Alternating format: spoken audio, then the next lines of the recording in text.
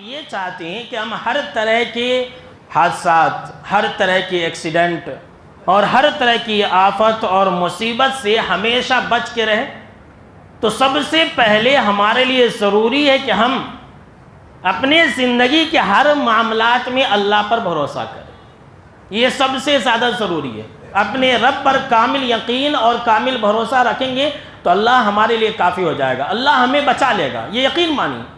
اور یہ میں نہیں کہہ رہا ہوں، بلکہ اللہ نے قرآن مجید کے اندر کہا ہے کہ وَمَن يَتَوَكَّلْ عَلَى اللَّهِ فَهُوَ حَسْبُهُ، کہ جو انسان اللہ پر کامل بھروسہ کرے گا، کامل یقین کرے گا تو اللہ اس کے لیے کافی ہو جائے گا۔ اللہ کیسے کافی ہو جاتا ہے، اللہ کیسے بچاتا ہے؟ اگر اللہ پر کامل یقین اور کامل بھروسہ رکھا جائے تو اگر آپ کو اس کی مثال دیکھنی ہو تو سیدہ ہاجرہ کو یاد کر لیجیے کہ جب اللہ کے خلیل ابراہیم علیہ السلام ان کو ایک چٹیل میدان میں، ایک ایسی جگہ پر جہاں نہ انسان ہے نہ ہی حیوان ہے، کچھ بھی نہیں ہے، وہاں پر لے جا کر کے چھوڑ دیا ایک نوزائیدہ بچے کے ساتھ، یعنی کہ حضرت اسماعیل کے ساتھ۔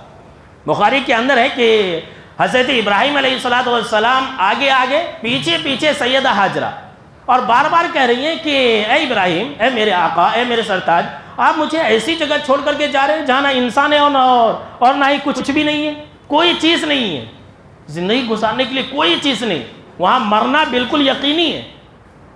حضرت ابراہیم علیہ السلام آگے آگے پیچھے پیچھے سیدہ ہاجرہ، بالآخر انہوں نے، اور حدیث کے اندر یہ بات مذکور ہے کہ ابراہیم علیہ السلام پلٹ کر کے بھی نہیں دیکھ رہے، جی ہاں، ایسا دیکھ بھی نہیں رہے کہ میری بیوی کیا کہہ رہی ہے۔ اللہ اکبر۔ جب سیدہ ہاجرہ نے ایسا دیکھا تو ایک بات یہ پوچھا کہ کیا اللہ نے آپ کو اس کا حکم دیا ہے؟ تو حضرت ابراہیم خلیل اللہ نے کہا کہ ہاں، اللہ کا یہ حکم ہے۔